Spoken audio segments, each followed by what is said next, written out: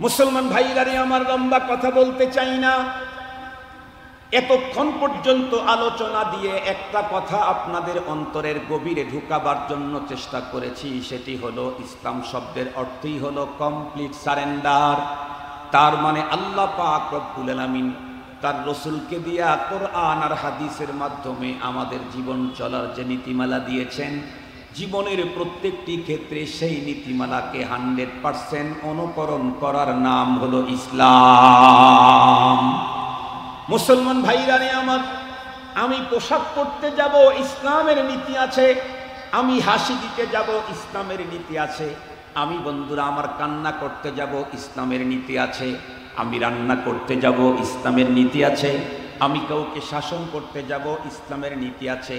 আমি কাউকে দান করতে যাব, ইসলামের নীতি আছে।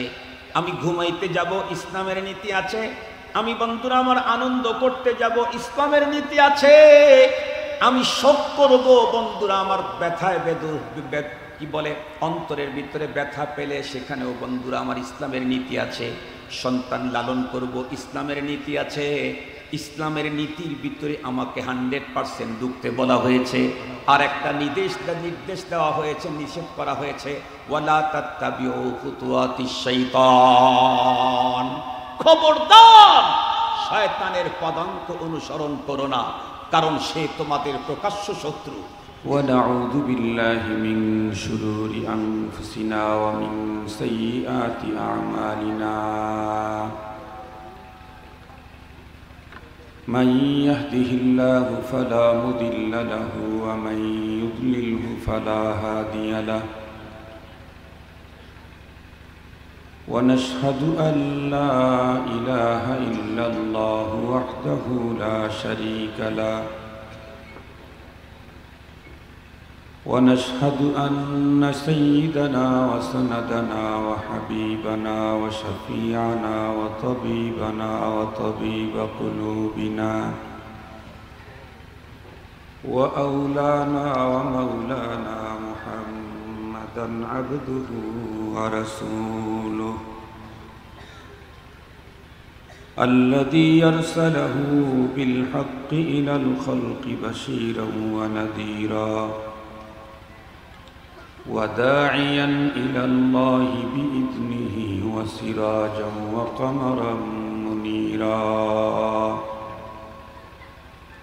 أما بعد فأعوذ بالله من الشيطان الرجيم بسم الله الرحمن الرحيم وذكر فإن الذكرى تنفع المؤمنين صدق الله مولانا العظيم وصدق رسوله النبي الأمي الكريم ونحن على ذلك لمن الشاهدين والشاكرين والذاكرين والحمد لله رب العالمين اللهم صل على سيدنا مولانا محمد وعلى آله وأصحابه وبارك وسلم اللهم صل على محمد النبي الأمي وعلى آله وسلم تسليما يا رب صل وسلم دائما أبدا على حبيبك خير الخلق كلهم معزز محترم অধ্যকার পুকুরিয়া নামাজ প্রশিক্ষণ কমিটির উদ্যোগে আয়োজিত 29তম সালানা 3 দিনব্যাপী তাফসীরুল কোরআন মাহফিলের আখিরি রজনীর শ্রদ্ধাভাজন সম্মানিত সভাপতি মুআজ্জাজ হযরত বুজুর্গ উলামায়ে কেরাম, বিভিন্ন দ্বীনি মাদারিস থেকে আগত আজিজ তালাবা, বিভিন্ন অঞ্চল এবং দূরদারাজের এলাকা থেকে সমাগত সম্মানিত সুধী, সর্বপ্রথম মহান আল্লাহ পাকের দরবারে আলিশানে লাখো কোটি শুকর যে রব্বুল আলামিন অত্যন্ত দয়া করে মায়া করে ভালোবেসে আমাদের হায়াতকে দীর্ঘায়িত করে আজকের এই মুহূর্ত পর্যন্ত সুস্থ সবল রেখে দুনিয়ার শত ব্যস্ততাকে পিছনে ফেলে রেখে দ্বীনের নিসবতে কোরআনে পাকের মহব্বতে জান্নাতি আয়োজনে আহলুল্লাহদের সহবতে কিছু সময় কাটাবার সুযোগ করে দিলেন। সে মহান মহিয়ানের দরবারে আমরা প্রত্যেকেই শুকরগুজার হচ্ছি। জবান খুলে ভক্তি সহকারে মহব্বত নিয়ে দিল থেকে আবেগের সাথে উচ্চ কণ্ঠে সমস্বরে সকলেই পড়ি আলহামদুলিল্লাহ।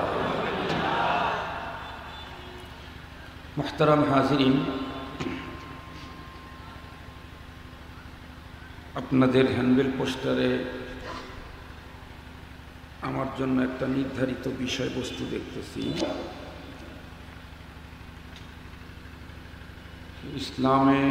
ইসলামের পূর্ণাঙ্গ বিশ্বাস ও বিজাতীয় সংস্কৃতি অনুসরণের নিষিদ্ধতা, সূরা বাকারা আয়াত নম্বর 208। 208 নম্বর আয়াত কি? আমি তো হাফেজ না। আগের থেকে আমাকে জানালে, 1 ঘন্টা আগেও জানিয়ে দিলে আমি খুঁজে আয়াতটা বের করতাম। আমি তো হাফেজ না, এই কারণে এখানে বসেছি, খুতবা পড়া শুরু করছি, তার আগ দিয়ে দেখতেছি ওই বিষয়টা এখানে দেওয়া আছে। আয়াতটা বের করে দিলে আমি যে আয়াত তেলাওয়াত করছি এটার উপরে কথা বলবো, না এখানে যে আয়াত বলা আছে এটার উপরে কথা বলবো? আপনারা বলেন।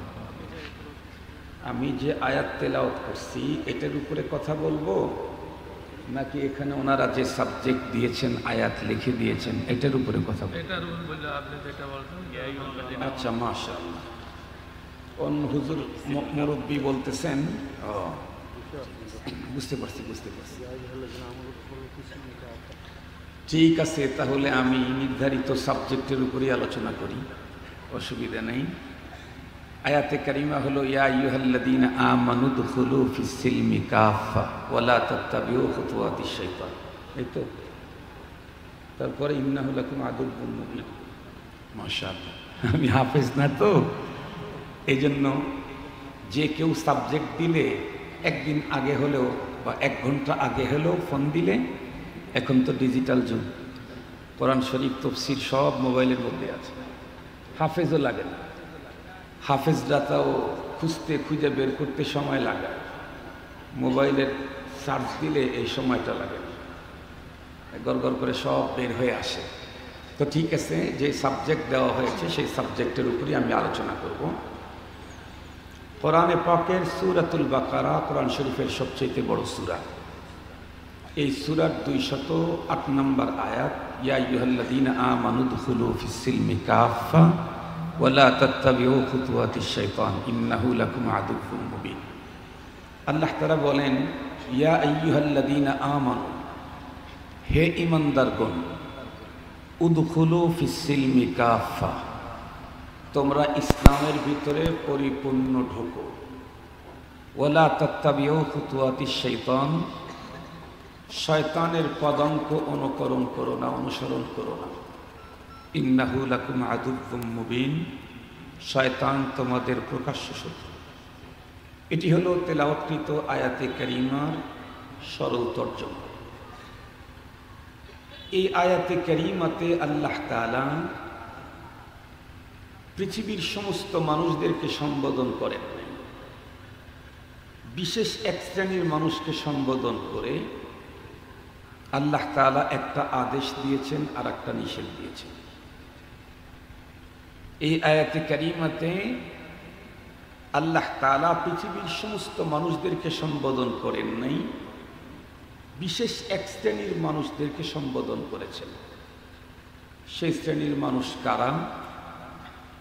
যেই মানুষগুলির গার্ডিয়ান হওয়ার ঘোষণা আল্লাহ নিজেই দিয়েছেন, তারা হলো ঈমানদার।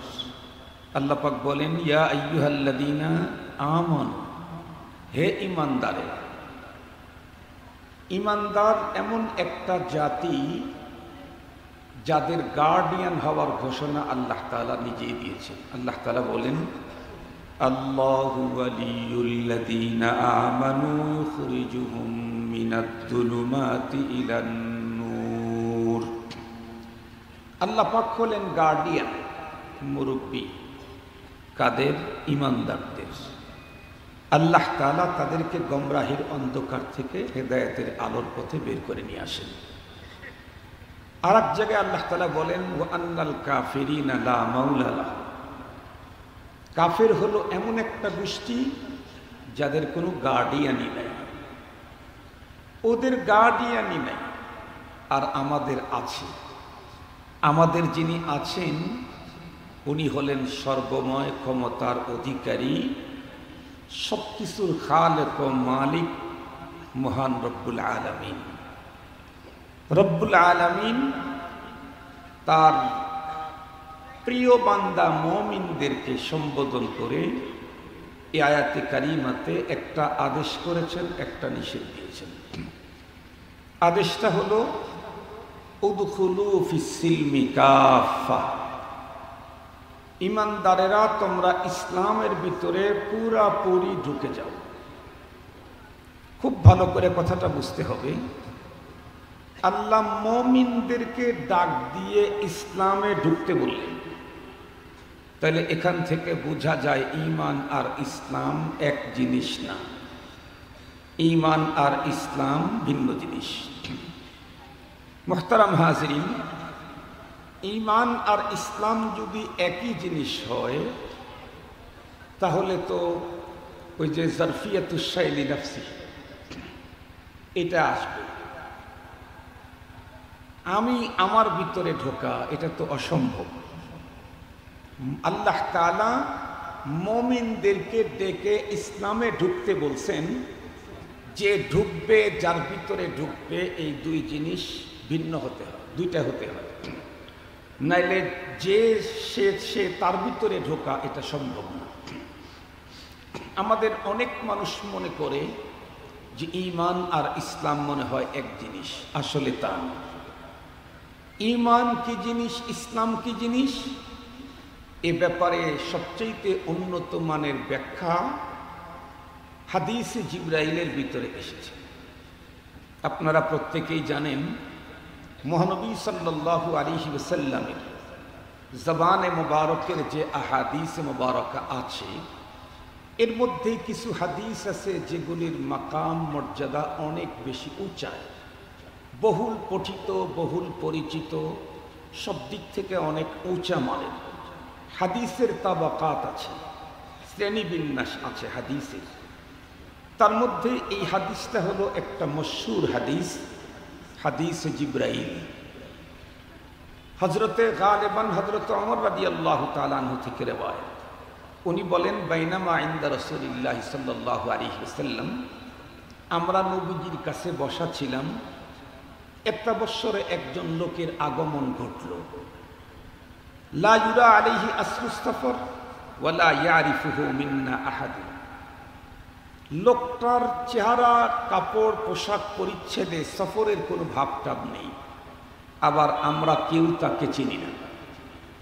এসে সরাসরি নবী আলাইহিস সালামের কাছে এসে বসল, বিল মুআজাহাত, মুখোমুখি, সামনাসামনি। নবীজির রানের উপরে হাত রাখল। এরপরে নবীজিকে প্রশ্ন করা শুরু করল। প্রশ্ন করার ভঙ্গিমায় মনে হয় যে লোকটা কিছু জানে না, জানতে আসছে। কিন্তু নবীজি যখন প্রশ্নের উত্তর দেন তখন ওই লোকটা নবীজির উত্তরকে সত্যায়িত করে, তাসদিক করে। তাসদিক করার ভাবে মনে হয় আগের থেকেই সে অভিজ্ঞ। তো উপর্যুপরি অনেকগুলি প্রশ্ন উত্তর পর্ব কমপ্লিট করে চলে গেল।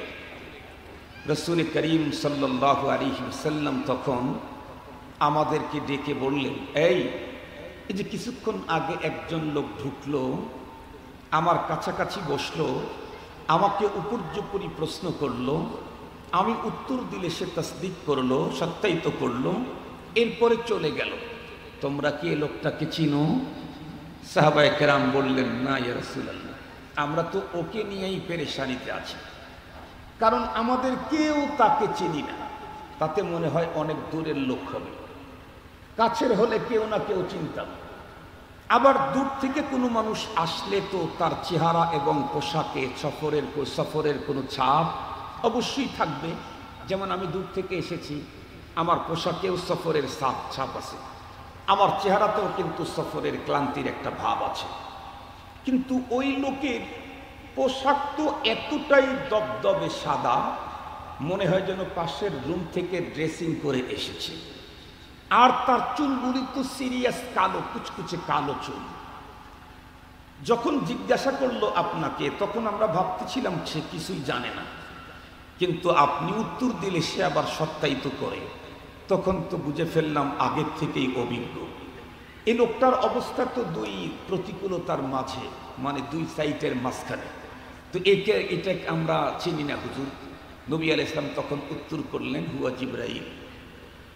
এই যে আসছিল এটা তো জিবরাইল। তো জিবরাইল এই মুহূর্তে এসে এই কাণ্ডগুলি ঘটালো কেন? নবীজি বলেন, আতাকুম ইউআল্লিমুকুম দীনাকুম। জিবরাইল মূলত এই মুহূর্তে এসে আমার সাথে এই ঘটনাগুলি ঘটিয়ে তোমাদের সামনে তোমাদেরকে দ্বীন শিখিয়ে গেল। তো জিবরাইল আমিন ওই বৈঠকে নবী আলাইহিস সালামকে প্রশ্ন করেছিলেন, মাল ঈমান ইয়া রাসূলুল্লাহ। নবীজি উত্তর দিলেন, আনতুমিনা বিল্লাহি ওয়া রাসূলিহি। লম্বা উত্তর দিলেন। উত্তর দেওয়ার পরে জিবরাইল বলে, সাদাক্তা ইয়া রাসূলুল্লাহ, আপনি ঠিক বলেছেন নবীজি। এখন আবার প্রশ্ন করে, মাল ইসলাম ইয়া রাসূলুল্লাহ, ইসলাম কি জিনিস? নবীজি উত্তর করলেন যে নামাজ পড়বে, রোজা রাখবে, এটা করবে, সেটা করবে। সব যখন বলে দিলেন, জিবরাইল আমিন তখন উত্তর করতেছে, সাদাক্তা ইয়া রাসূলুল্লাহ, আপনি ঠিক বলেছেন ওগো নবীজি। এরপর আবার জিজ্ঞাসা করে, মাতা তাকুমুস সাআ ইয়া রাসূলুল্লাহ, হুজুর কিয়ামত কবে হবে? কিয়ামত কবে হবে? নবী আলাইহিস সালাম তখন উত্তর করলেন, মাল মাসউলু আনহা বিআলামা মিনাস সাইল। যিনি জিজ্ঞাসা করেছেন তার চাইতে যে যাকে জিজ্ঞাসা করা হয়েছে, জিজ্ঞাসিত ব্যাপারটা তার বেশি জানা নাই। তার মানে কিয়ামত কবে হবে এ ব্যাপারে আপনি যেমন জানেন না, আমিও তেমন জানি না। জিবরাইল আমিন তখন জিজ্ঞেস করলেন, ফাখবিরনি আন আমারাতিহা, তাহলে কমপক্ষে কিয়ামতের কিছু আলামতের ব্যাপারে আপনি বলেন। নবী আলাইহিস সালাম তখন উত্তর করলেন, আনতালিদাল আমাতু রাব্বাতাহা ওয়া আনতারাল হুফাতাল উরাতাল আলা রাআ আশ-শায়া তাতাবাদুনা ফিল বুনিয়ান। এই লম্বা, আমি তো কোনো মোতালা ছাড়া বলতেছি আর কি, আমি তো জানিও না।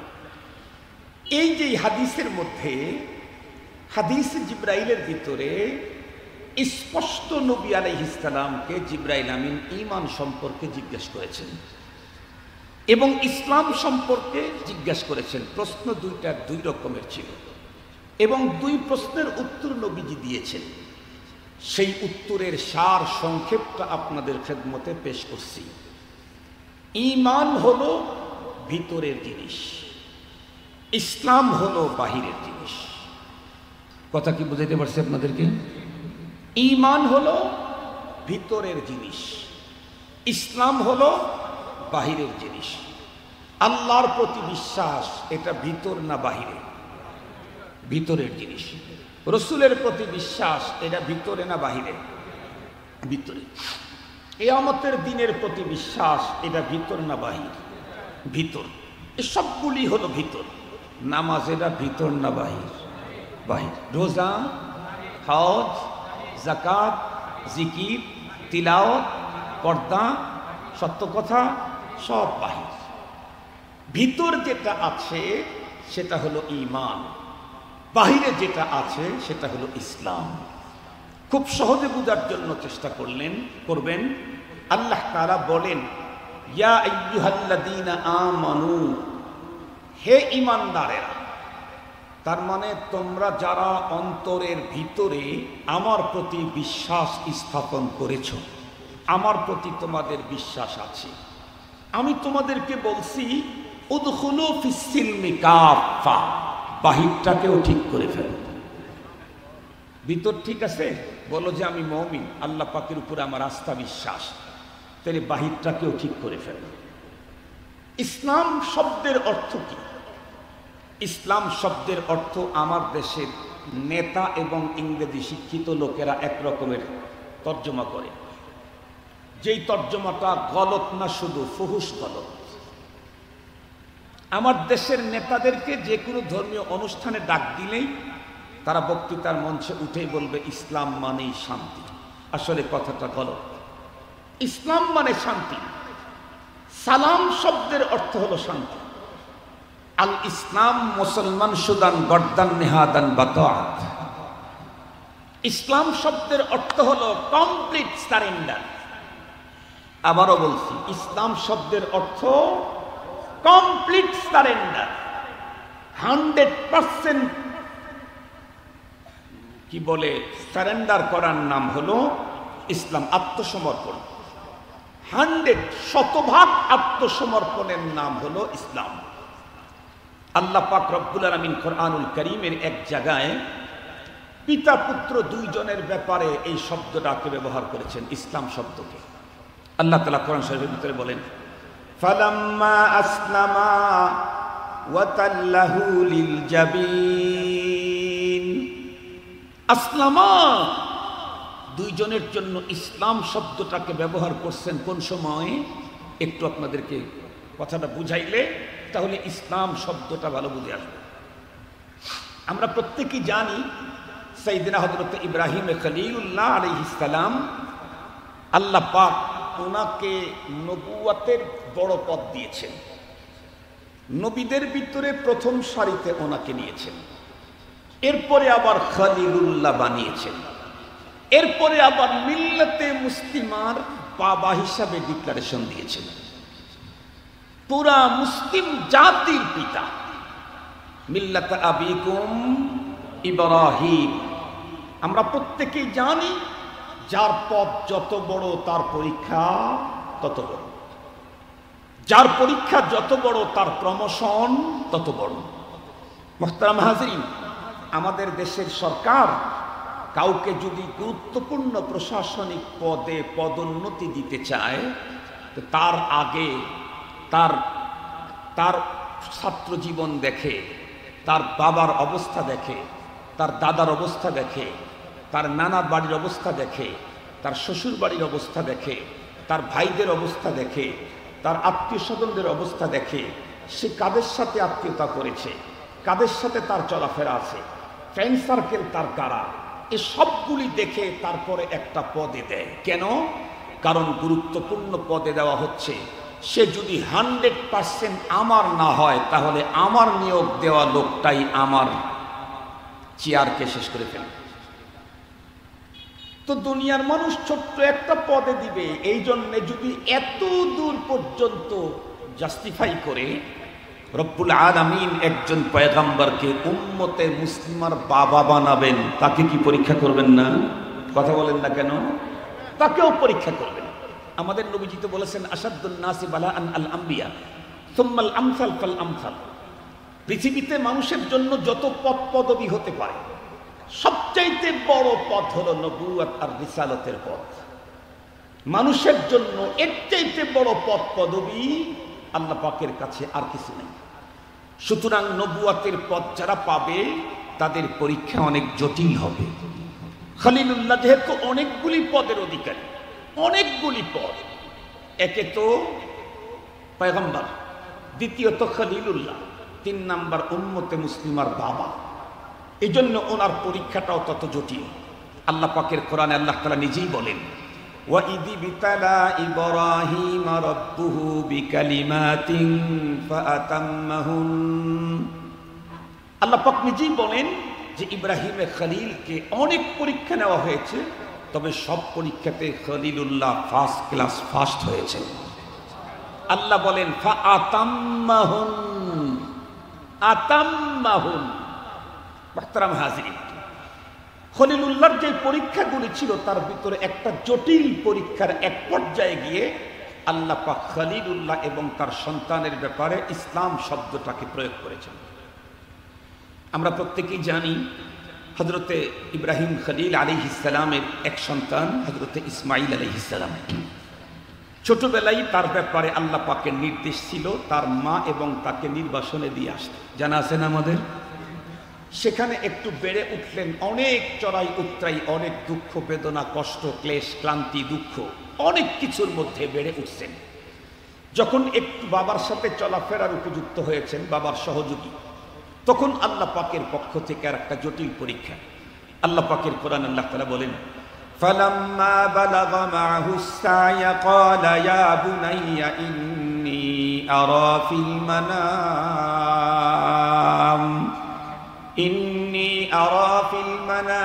أني أذبحك فانظر ماذا ترى খলিলুল্লাহকে আল্লাহ তাআলা অর্ডার করলেন যে আপনি আপনার ছেলেটাকে কোরবানি করে দেন। খলিলুল্লাহ তার সন্তানটাকে সঙ্গে করে মিনার পথে রওনা করলেন। পথের ভিতরে গিয়ে চিন্তা করলেন, আমি তো আল্লাহর হুকুম পালনে 100% বদ্ধপরিকর, কিন্তু এই ছেলেকে হুকুম পালনে তো এই ছেলেটা লাগতেছে, ও কি তো জব করবো আমি, তো ছেলের ম্যান্ডেটটা আগে যাচাই করলে আমার পরবর্তী কাজের জন্য সুবিধা হবে। এই জন্য ছেলেকে জিজ্ঞেস করলেন, বাবা আমি তো স্বপ্ন যোগে দেখেছি যে আমি তোমাকে জব করছি। সহজ কথা বলি, খোলাসা কথা হলো যে আল্লাহ পাকের পক্ষ থেকে তোমাকে কোরবানি করার ব্যাপারে আদেশিত হয়েছি। এখন তোমার ম্যান্ডেটটা এই ব্যাপারে কি আমি একটু জানতে চাই। যেমন বাবা তেমন সন্তান। উনি তখন উত্তর করলেন, ইয়া আবাতি ফাআল মা তু'মার সাতাজিদুনি ইনশাআল্লাহু মিনাস সাবিরিন। আব্বু, আপনাকে যে অর্ডার করা হয়েছে আপনি নির্দ্বিধায় এসে অর্ডার পালন করে ফেলেন আল্লাহ পাকের, ইনশাআল্লাহ আপনি আমাকে ধৈর্যশীলদের ভিতরে পাবেন। তো এখন তো আর কোনো পেরেশানি নেই, পিতাও রাজি পুত্রও রাজি, পুত্র জব হতে রাজি, পিতা জব করতে রাজি।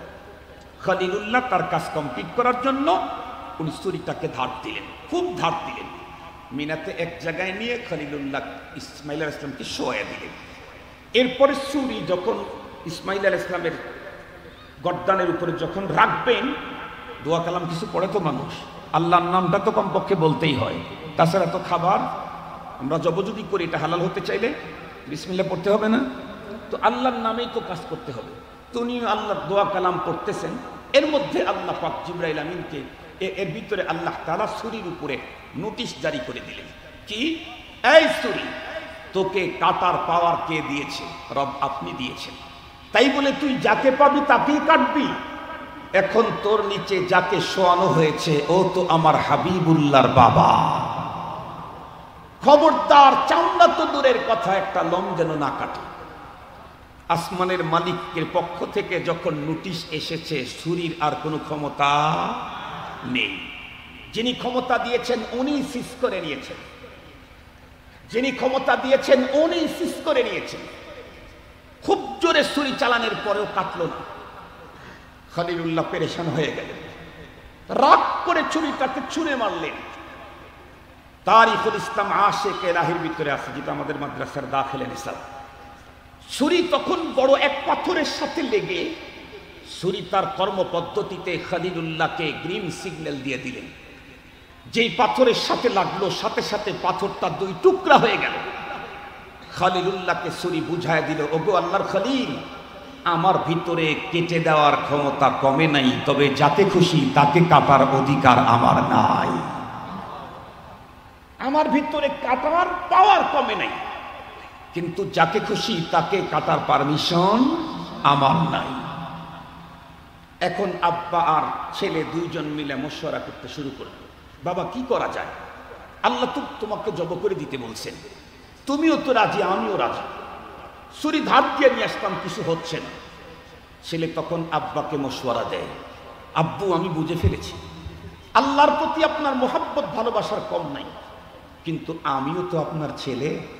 আমাকে যখন চিৎ করে শোয়াইছেন, চোখটা যখন আপনার দুইটাই খোলা ছিল, আপনি ছুরি ধরে যখন গলার উপরে চালাইতেছিলেন, আপনি বাবা আমার পুত্রের চেহারায় যখন নজর পড়েছে, অটোমেটিকলি অন্তরে পিতা পুত্রের সেই সম্পর্কের কারণে এক মোহাব্বতের আগুন তৈরি হয়ে হাতের পাওয়ার লেস হয়ে গেছে। এজন্য আমি কাটি নেই। তো একটা কাজ যদি করেন তাহলে আপনি জব করতে পারবেন, আমি জব হতে পারবো। কি কাজ? আমাকে উপর করে শোয়ে দেয়, যাতে আমার চেহারাটা আপনার চোখে না পড়ে, আর আপনি আমাকে একদম আমি যাতে আপনাকে দেখতে না পাই, আর আপনিও চোখ দুটো বেঁধে ফেলেন যাতে করে আপনিও আমাকে দেখতে না পান। তাহলে আমিও আপনাকে দেখতে পেলাম না, আমাকে উপর করে শোয়াইছেন, আপনিও আমাকে দেখতে পেলেন না, আপনার চোখ দুটো বেঁধে ফেলেছেন। এখন আমি আপনাকে দেখব না, আপনি আমাকে দেখবেন না। তখন ছুরি যখন চালাবেন, আল্লাহ পাকের মুহাব্বত আর প্রেমের আগুনে আপনার হাতের ভিতরে পাওয়ার তৈরি হবে, তো আমি জব হয়ে যাব। দুইজনের কমপ্লিট আত্মসমর্পণ। এই মুহূর্তটার অবস্থা আল্লাহ তাআলা ব্যক্ত করার জন্য কোরআনে হাকিমে বলেন, ফালাম্মা আসলামা, ফালাম্মা আসলামা, পিতাও কমপ্লিট সারেন্ডার, পুত্রও কমপ্লিট সারেন্ডার। ওয়াতাল্লাহু লিল জাবিন, কমপ্লিট সারেন্ডার করে উপর করে যখন শোয়ানো হলো, খুব ভালো করে বুঝবেন এখানে সারেন্ডারটা কি পরিমাণে ছিল। খলিলুল্লাহকে আদেশ করা মাত্রই জিজ্ঞাসাও করলেন না আল্লাহ। 96-97 বছর বয়স পার হওয়ার পরে একটা সন্তান দিলেন, সেই সন্তানকে লালন পালনের জন্য এত কঠিন অবস্থা পার করলেন। এখন আবার সেই সন্তানটাকে আপনি জব করে দিতে বলতেছেন। আমি তো নিঃসন্দেহে আপনার হুকুমে জব করব, কিন্তু এর ভিতরে হিকমত কি আছে আমি একটু জানতে চাই। এই কথাটাও খলিলুল্লাহ আল্লাহর কাছে জিজ্ঞাসা করেন। এই কথাটাও খলিলুল্লাহ আল্লাহ পাকের কাছে জিজ্ঞাসা করেন নাই, বরং বলছেন আসলামা, সাথে সাথে রেডি হয়ে গেছেন। কেন? দেখার সুযোগ নাই। এটার নাম হলো ইসলাম, এটার নাম হলো ইসলাম। আল ইসলাম মুসলমান সুদান গর্দান নেহাদান বাতাত, কমপ্লিট সারেন্ডার। শুধু খলিলুল্লাহ কমপ্লিট সারেন্ডার করেন নাই, আল্লাহ পাক দুইজনের ব্যাপারেই বলেছেন আসলামা। ইসমাঈল আলাইহিস সালামও বাবার মতোই সেম সারেন্ডার করেছেন। আল্লাহু আকবার বললেন না? খলিলুল্লাহ সারেন্ডার করাটা স্বাভাবিক, কিন্তু ইসমাঈল আলাইহিস সালাম সারেন্ডার করা এটা তো ওটার চাইতে একটু কঠিন না? ওটার চাইতে একটু কঠিন। আবার খলিলুল্লাহ তার সন্তানকে জব করার জন্য প্রস্তুত হওয়া, এটা একদিক থেকে কঠিন। নিজের জীবন দেওয়া যত সহজ, নিজ হাতে নিজের সন্তানকে জব করা অত সহজ নয়। নিজের জীবনটাকে দিয়ে দেওয়া যত সহজ, নিজের সন্তানকে নিজ হাতে কোরবানি করা, জব করা, এটা অত সহজ নয়, এটা অনেক সিরিয়াস। এজন্য আল্লাহ পাক নিজেই বলেন ইন্না ফি হাদা লাহুয়াল বালাউল মুবিন। আল্লাহর ভাষায় বালাউল মুবিন বলেছেন, তাহলে এটা কতটাই সিরিয়াস হবে। মুহতারাম হাজিরিন, সেদিকে যেতে চাই না। আমার মূল কথা যেটা আলোচ্য বিষয় দিয়েছি ওইটা 5 মিনিটে আপনাদেরকে বুঝাই দিতে পারবো। মূল জিনিসটা আগে বুঝতে পারলে ওই ওই ওই কথাগুলি বোঝা কোনো বিষয় না। হযরতে ইসমাঈল আলাইহিস সালাম ইব্রাহিম আলাইহিস সালাম যখন বললেন যে তোমাকে তো জব করে দেওয়ার ব্যাপারে আদেশিত হয়েছে, আমাদের দেশের আমরা হইলে কি বলতাম? বাবাকে কথা বলেন না কেন? বলতেন যে বাবা মনে হয় স্বপ্ন আপনি ভুল দেখছেন, মালিক মনে হয় আপনাকেই জব করার কথা বলছে, আপনি মনে হয় ভুল করে আমাদের কথা বলতেছেন। এই জন্যে 2-3 ভাই যদি থাকতো তাহলে তারা মশওয়ারা করে রাত্রের অন্ধকারে বাবার অজান্তেই জব যেহেতু করতেই হবে, তাহলে জোয়ানদারে জব করে লাভ কি, বুড়াদারই জব করে দিই। এই কাজটা করতো কিনা বলেন? এই কাজ তো করতো নিশ্চিত এখনকার বাচ্চা কাচ্চারা। আমরা হলে এটা করতাম। কিন্তু ইসমাঈল আলাইহিস সালাম হাবিবুল্লাহর বাবা, এ তো ভদ্র না, শুধু মহাভদ্র। কারণ ওনার পরবর্তী প্রজন্ম থেকে নবী আসবে না, মহানবী আসবে। মানব জন্মগ্রহণ করবে না, মহামানব জন্মগ্রহণ করবে। এজন্য ইসমাঈল আলাইহিস সালাম ভদ্র না, মহাভদ্র, শরীফ না, মহাশরীফ। ইসমাঈল আলাইহিস সালাম আব্বাকে কি বললেন যে আমাকে জিজ্ঞাসাও করলেন না, আব্বু আমাকে জব করলে কি ফায়দা, আমাকে জব করলে কি লাভ, অথবা আমি জব হলে বিনিময়ে আল্লাহ আমাকে কি দিবেন? কোনো পাওনা, দেনা পাওনা, কোনো পাওয়া, এগুলি কোনো কিচ্ছু জিজ্ঞাসা না করে বললেন ইয়া আবাতি ফাআল মা তু'মার। আব্বা আপনাকে যা আদেশ করা হয়েছে আপনি তা করে ফেলেন। সাতাজিদুনি ইনশাআল্লাহ। আল্লাহু আকবার। আমরা তো একটা মসজিদ তৈরি করেই বলি মসজিদটা তো হুজুরে, মসজিদটা আমি করেছি, আমার দাদাই আগে করছে, আমি এখন করি। আর ইসমাঈল আলাইহিস সালাম নিজের জীবনটাকে আল্লাহর হুকুমের সামনে বিলিয়ে দিচ্ছেন, নিজে কোরবান হয়ে যাচ্ছেন, তাও নিজের দিকে নিসবত না করে আল্লাহর দিকে নিসবত করে বলতেছেন সাতাজিদুনি ইনশাআল্লাহ। সাতাজিদুনি, কথা বলেন না কেন? ইনশাআল্লাহ, সাতাজিদুনি ইনশাআল্লাহ। নিজের দিকে নিসবত করেন নাই, আল্লাহর দিকে নিসবত করেছেন মিনাস সাবিরিন। আল্লাহ চায় তো আমাকে ধৈর্যশীলদের ভিতরে পাবেন।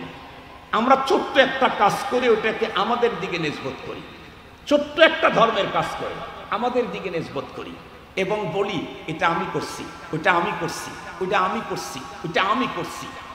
এই আমি আমি শব্দটা তো খুব খারাপ, কথা বলেন না কেন? আমি আমি খারাপ না? আমি আমি আমি এ শব্দটা সর্বপ্রথম বের হয়েছে ইবলিসের মুখ থেকে।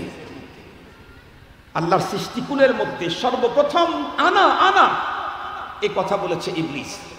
আল্লাহ পাক যখন ইবলিসকে বললেন উসজুদু লি আদম, আদমকে সিজদা করো, ইবলিস তখন কি বলল? আনা খায়রুম মিন, আনা খায়রুম মিন, আমি ওর চাইতে উত্তম। এই জন্য কোনো মানুষ যদি আমি আমি বলে তাহলে বুঝতে হবে ওর ভিতরে শয়তানি সবক ঢুকে গেছে। কিসের সবক ঢুকছে?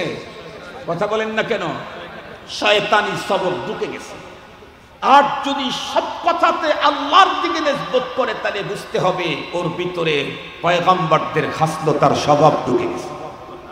এটা পয়গম্বরী খাসলত। সমস্ত ভালো কাজের নিসবত নিজের দিকে না, কার দিকে? ইসাদত বাজুরে বাজুয়ে নিস্ত, ইসাদত বাজুরে বাজুয়ে নিস্ত, তানা বখশদ খোদায়ে বখশিন্দা। আমি না, আমি না, আমার মালিক, আমার মালিক, আমার মালিক আল্লাহ, আল্লাহ, আল্লাহ। এটা আমার আল্লাহ করেছেন, এটা আমার আল্লাহ করেছেন, এটা আমাকে আল্লাহ দিয়েছেন, এটা আমি আল্লাহর মেহেরবানিতে পেয়েছি, এটা আমি আমাকে দিয়ে আল্লাহ করাইছেন, এটা আল্লাহ পাকের দয়াতে পেয়েছি, এটা আমি আল্লাহ পাকের মেহেরবানিতে করেছি। বাস, সব ভালো কাজের নিসবত কার দিকে? আমার দিকে। কার দিকে? তাতে কি হয় তা জানেন? আমাকে এক ভদ্রলোক আমাদের ফ্রেন্ড সার্কেলের ভিতরে একজন বলতেছিল, হুজুর আপনি আপনার টাকা দিয়ে কাজ করেন, আপনার বড় ভাইকে সব কাজের ব্যাপারে শেয়ার করেন, বলতে হবে কেন? আপনি তো আপনার টাকা দিয়ে কাজ করবেন। আমি বললাম দেখো, কাজ যদি আমি আমার নিজ হাতে করি ওই কাজটাই হবে, বড় ভাইকে দিয়ে যদি করাই কাজটা ওই রকমই হবে, আর আমার টাকাই ব্যয় হবে। মাঝখান থেকে আমি নিজেই আমার টাকা ব্যয় করে এ কাজে অংশ নিলে বড় ভাইয়ের ভালোবাসা দোয়া থেকে বঞ্চিত হবে। বড় ভাইকে দিয়ে যখন আমি টাকা দিলাম কিন্তু আমার নামটা প্রকাশ না করে বড় ভাইয়ের নামের দিকে নিসবত করে দিয়ে দিলাম, ভাই আপনি এটা দিয়ে দিন, আপনি এটা দিয়ে দিন, আপনি এটা দিয়ে দিন, কাজ ওইটা ওই মাপেরই হইল। মাঝখান থেকে বড় ভাইয়ের ভালোবাসা আর দোয়া 100% আমার জন্য রিজার্ভ হয়ে গেল। এটাই তো স্বাভাবিক কথা মুহতারাম হাজিরিন, যে কাজ তো ওইটাই হবে, কিন্তু বড় ভাইকে দিয়ে বললাম, বড় ভাই খুশি হয়ে গেল।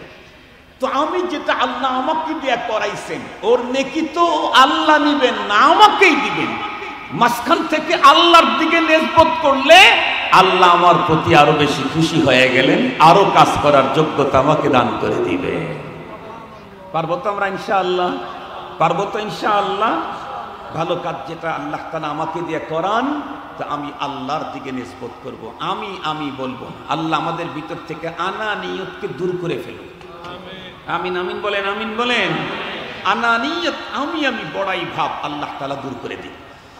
তো হযরত ইসমাঈল আলাইহিস সালাম উনিও কিচ্ছু বললেন না, বরং কি করলেন, যখন হচ্ছেন না তখন তো সুযোগ খোঁজার কথা ছিল, তখন তো সুযোগ খোঁজার কথা ছিল। খলিলুল্লাহ তো সুযোগ খোঁজার কথা ছিল যে আল্লাহ আমি তো ছুরি সবচেয়ে বেশি ধার দিয়েছি, এরপরে গলার উপরে চালিয়েছি, কাটে নাই, আমি এখন কি করব?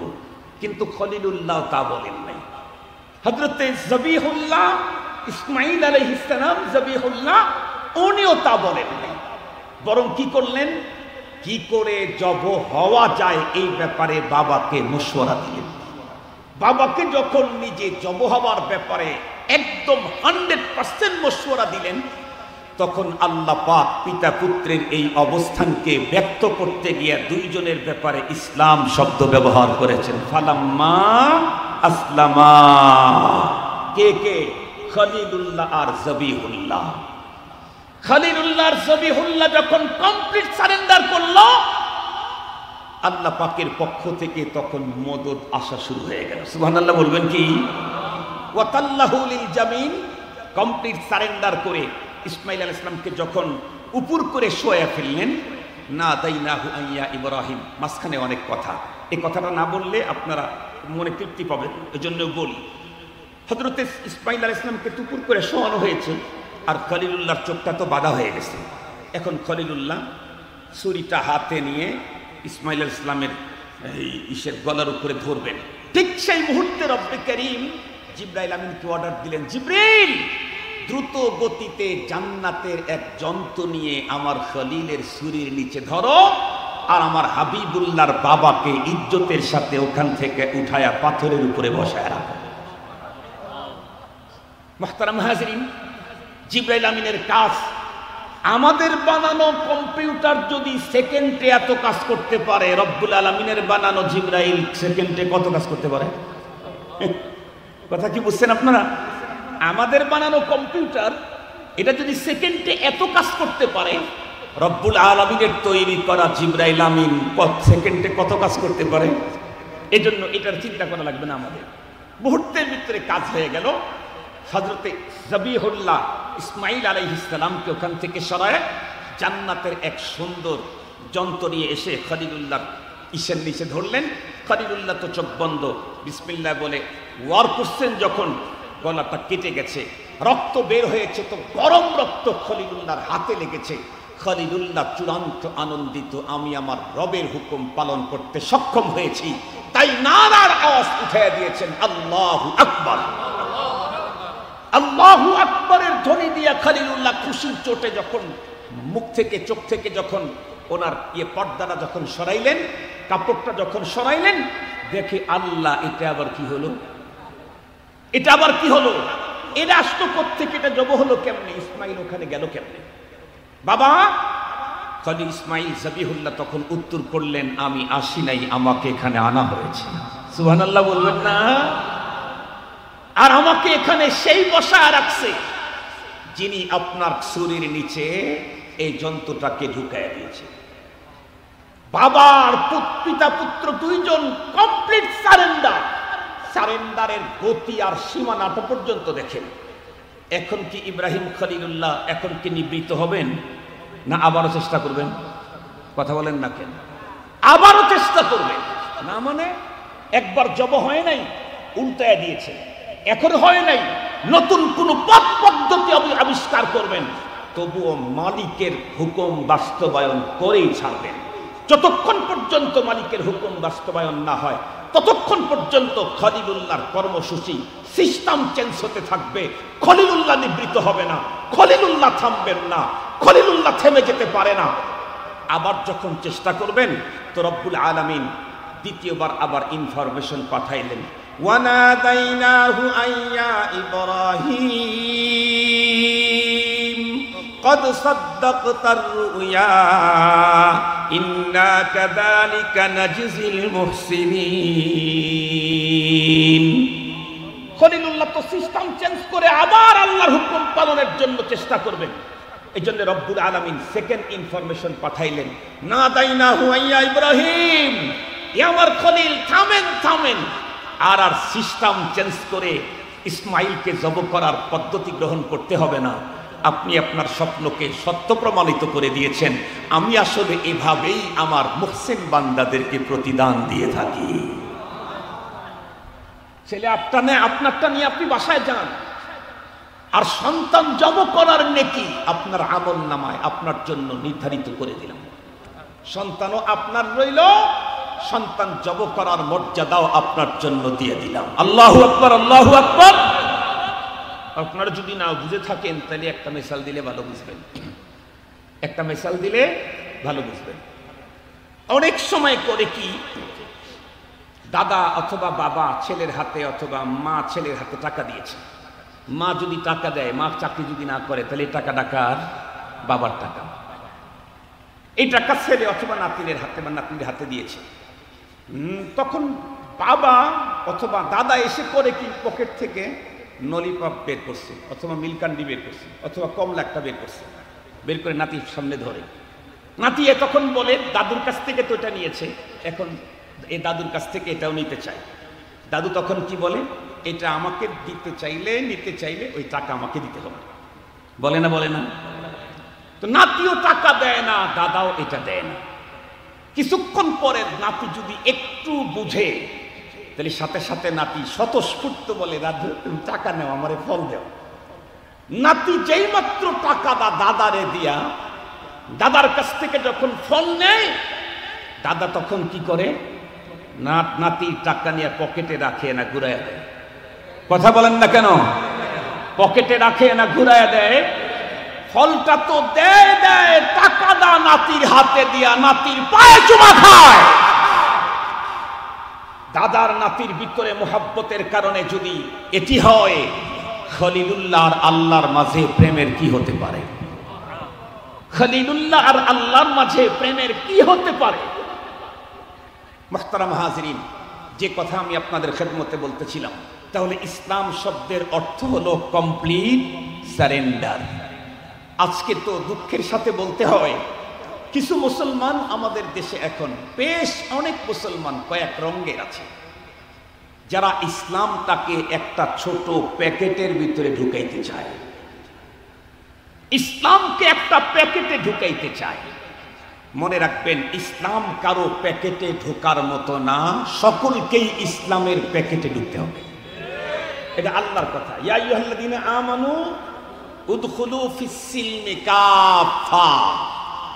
এই প্রগতিবাদীর স্লোগানদারীরা, এই উন্নত অগ্রগতির স্লোগানদারীরা, এই উন্নত শিক্ষিত আর সুশীল সমাজের স্লোগানদারীরা, ইসলামকে যারা আধুনিকায়ন করার স্লোগান দাও, তাদেরকে স্পষ্ট ভাষায় বলতে চাই, ইসলামকে আধুনিকায়ন করা যায় না, আধুনিকতাকে ইসলামাইজেশন করতে হয়।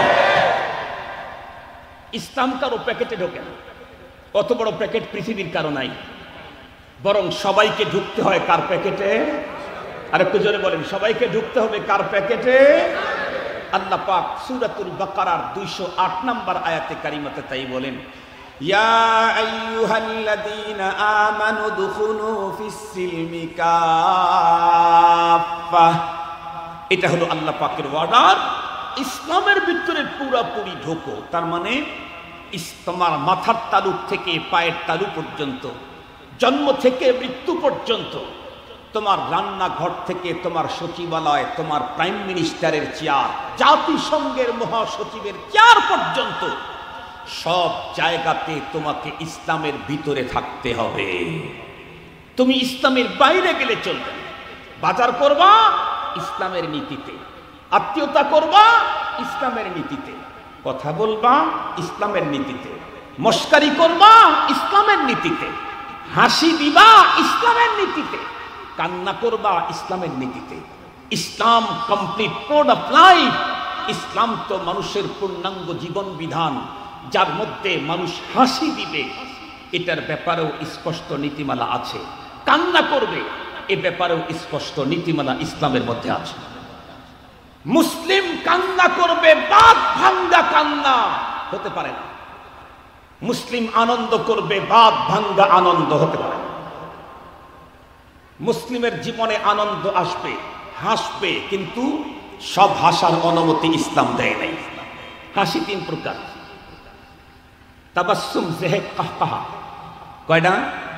3 প্রকার হাসি, তাবাসসুম, জেহেক, কাহকাহা। আরবি বললাম, মুস্কি হাসি, অট্ট হাসি, আর একটা বাইনা হওয়া, আর একটা হচ্ছে মাসজিদের মাঝখানে। মনে রাখবেন, খুব ভালো করে বলতেছি, ইসলামের ভিতরে অট্ট হাসি দেওয়ার সিস্টেম নাই।